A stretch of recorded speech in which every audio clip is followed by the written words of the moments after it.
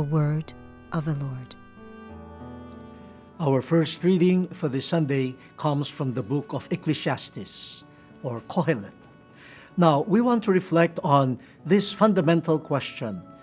What is your real work? And what is your real wealth? People always say, we work in order to generate wealth. But what is your real work? And depending on your real work, you will get your real wealth. In the first reading, we have this cry, which might sound a pessimistic cry to some people, where we are told, vanity of vanities. All is vain. Meaning, all is empty. All is pointless. Maybe people will say, oh, who is this Kohelet saying that all of our efforts lead to emptiness, to nothingness? Is that supposed to be part of God's word to us? Is that supposed to be good news? Well, we should say that the author is not a bearer of bad news. The author is just pushing us to a serious examination of ourselves and of human activity. One such activity that the author wants us to re-examine is work. Work that generates wealth or income. For what are you working? And what is the wealth that you are accumulating? According to the first reading, you work, and because of your wisdom, your perseverance, you earn something. But then, when your life on earth is ended, your wealth, the fruit of your labor, will pass on to someone else who did not work to gain it. And so the author is saying, isn't that pointless? You work, and when your life on earth ends, you are not the one who enjoys what you have gained. That wealth passes on to someone and receives whatever you leave behind without lifting a finger. Do you consider that meaningful work? Do you consider that meaningful wealth? Wealth that you don't enjoy because it is passed on to somebody else when you die? Is that the point of your life? Is that the meaning of your work? Is that true wealth? Then the author adds something. You work, and let's say you have become really successful in your work. Success measured according to what you have gained or accumulated. But there is a price that you pay. There is some cost in that. According to the first reading, okay, you work hard, but then it brings you anxiety. You cannot even sleep at night, worrying about what you will do next, or worrying about the security of the property, the riches that you have accumulated. I remember people whose houses have no appliances, so they can sleep with their doors open. But you have accumulated a lot, and so you don't leave your room open. You secure your doors, you secure your windows, you set some alarm system if you're extremely rich. Now you have cameras left and right. Is that the point of working? You have no peace of mind? Is that real life? Have you really found your real wealth? Is that wealth? Have you become more peaceful, freer, or have you become more of a slave of things that you have accumulated? So the first reading is asking us, is that how to live? Is that the point of your work?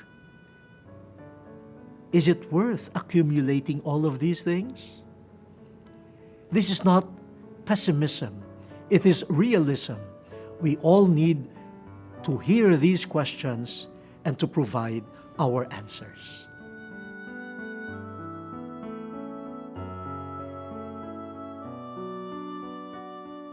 Word of the Lord. Our second reading this Sunday comes from the letter of Paul to the Colossians.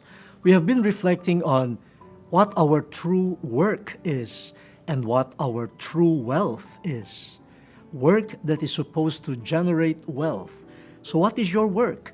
And what wealth is generated by your work? In the first reading, we find from Ecclesiastes this sigh, which becomes a point of our reflection and self-examination. Vanity of vanities. Working, which leads to accumulation of wealth, which is pointless because you don't bring it with you after death. And it even brings you a lot of anxiety while you are here on earth and while you are preserving and protecting the fruits of your labor. Vanity. So what should be our work? What should we work for? In the second reading, Paul tells us to set our hearts on heavenly things, on things of God. That should be the wealth that we should be working for.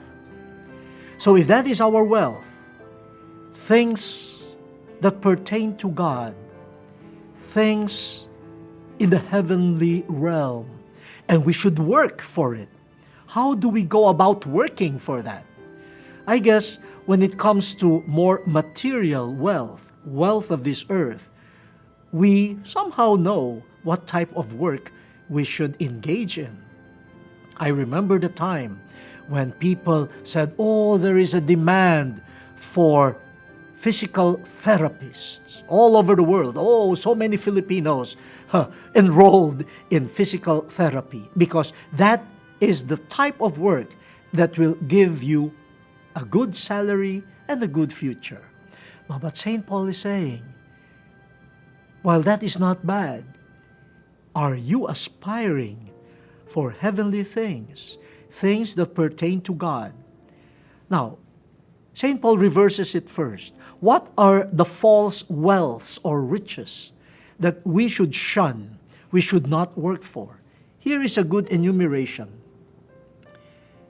We should put to death, we should not work for the following things: fornication, impurity, passion, evil desires, and the lust, which is idolatry. Now we know that many people work for that. And many people earn a lot of money in promoting these things to the destruction of lives, of youth, most especially, and families. Is that true wealth? St. Paul is saying you should not work for these things. Not.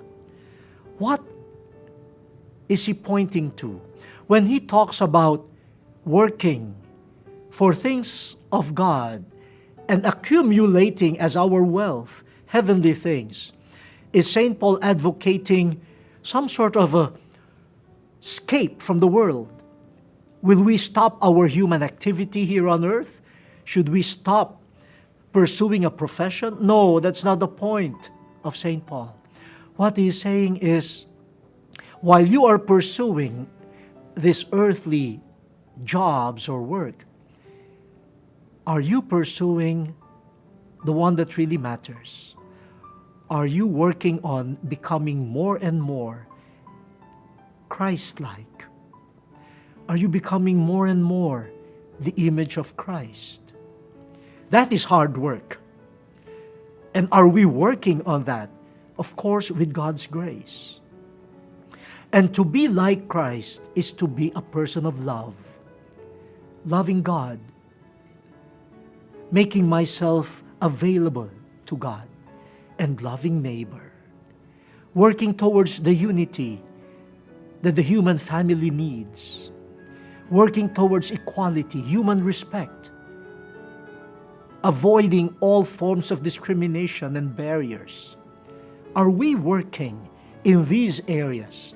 These are the things that matter to God. These are the things that make human life really profitable. So as we work here on earth, are our aspirations the same as God's aspirations? A new heaven, a new earth, founded on love. This is an important question that everyone should face.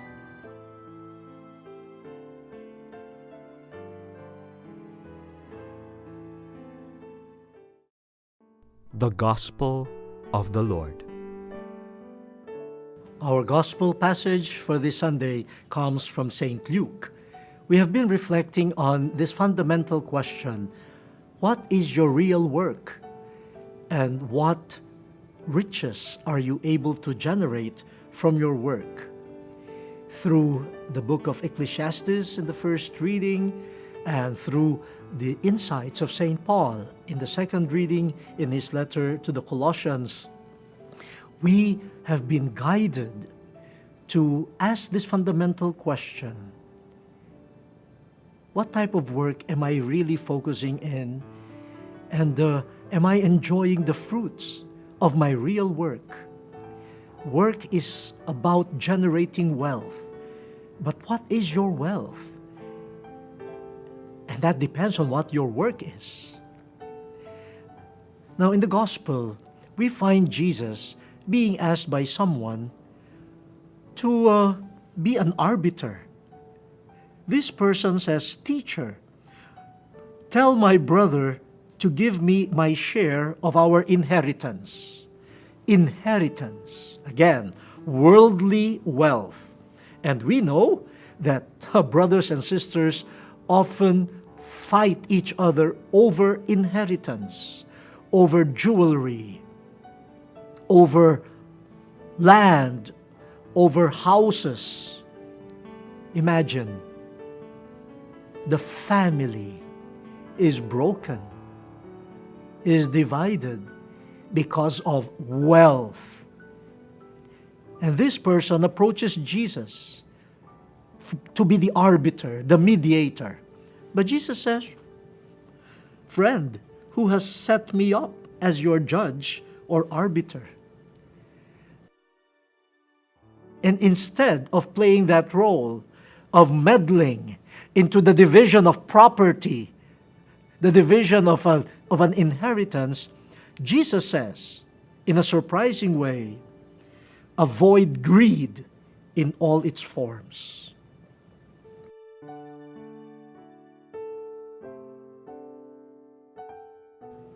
Instead of helping this person find his rightful share in the inheritance they will receive, he challenges the person. Why are you so interested in what you will get? Avoid greed in all its forms.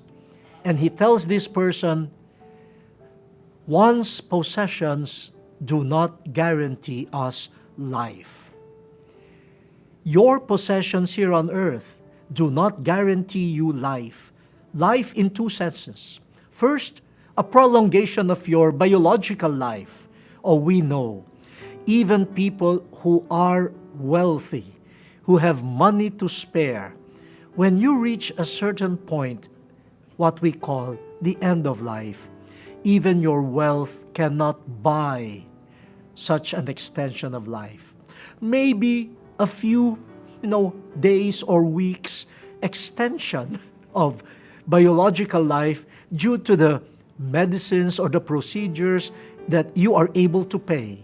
But even the best doctors, the best medicines cannot guarantee you life.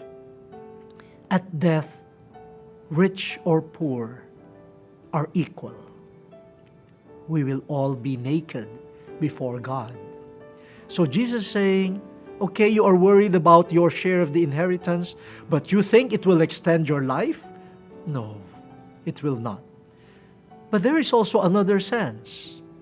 Your inheritance does not guarantee a meaningful life, a life that will make you truly happy, fulfilled, and fruitful.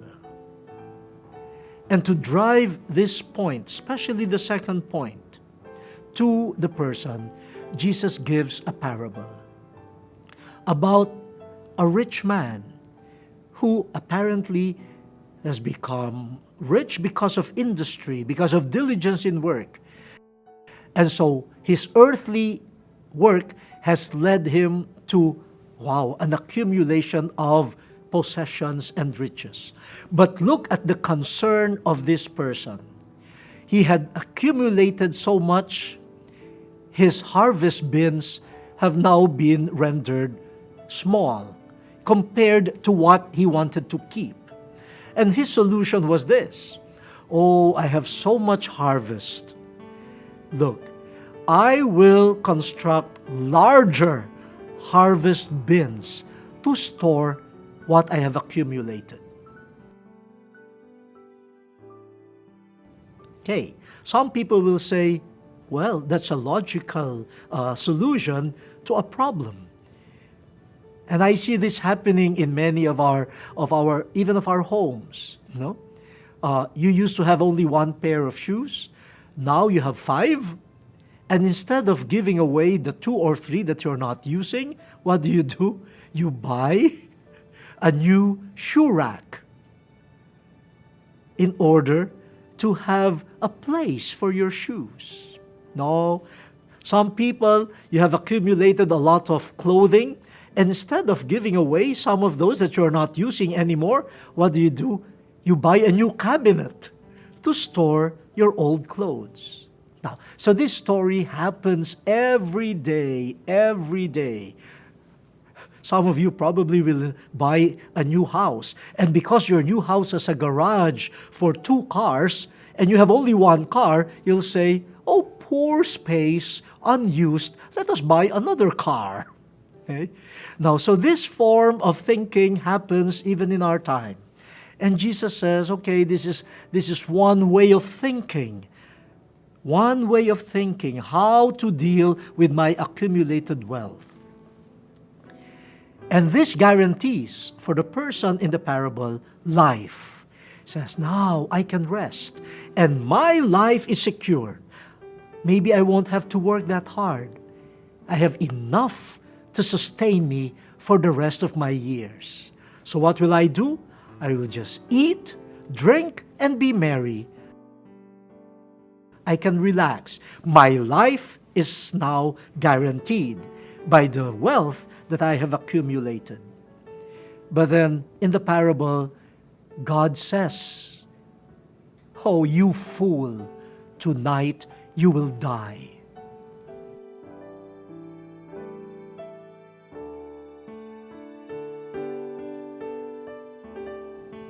Of course, this rich man does not know that that evening he will die.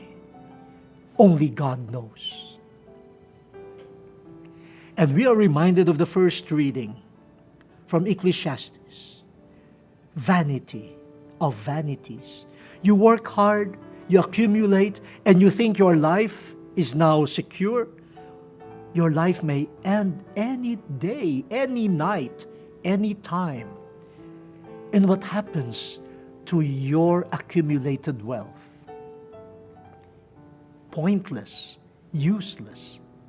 You will not be able to bring anything, even a cent, a centavo, to the next life. And this becomes an occasion for Jesus to say, you should grow rich in the sight of God and not grow rich for oneself.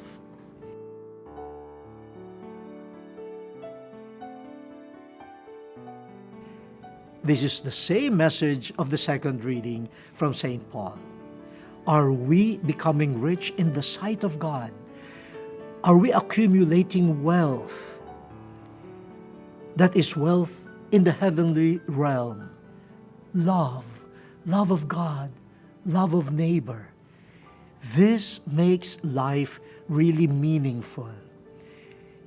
Without love of God and neighbor, you may be the poorest person on earth. You may have all the amenities around you, but in your mind and heart, you are not rich. There is an emptiness.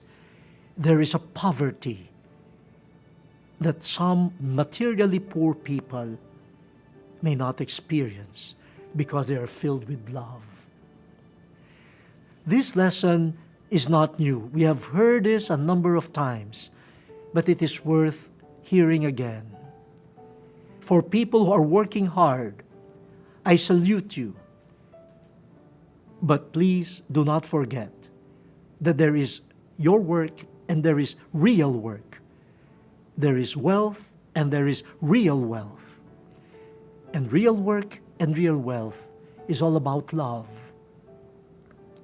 All that matters. Are you working in that direction? And are you gaining the fruits of the labor of love? I was in a meeting of business executives, so all people who are driven to succeed and even driven to withstand competition. I gave a short message on servant leadership and all of these things. And at the end of my short talk, one person raised his hand and asked a question. And I'm very happy that the question that he asked was not the same question that the man here in the gospel asked Jesus. No, for me to mediate in the division of inheritance. No, this person said, I work hard, and I can safely say that through my hard work, I am able to contribute to the success of this company. And our company has been doing well, one of the best companies in the country. Then he asked this question, Bishop, when do I know when enough is enough? Even my Sundays are spent working. I don't have time anymore for my wife and my children. But I have to keep the company going. But I know I'm losing. I'm losing in the most important work that I should be doing. When do I know when enough is enough?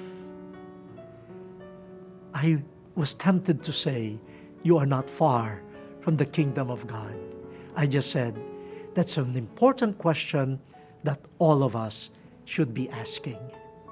And I'm inviting you to consider the same question. The word has been exposed. Let us now fulfill it.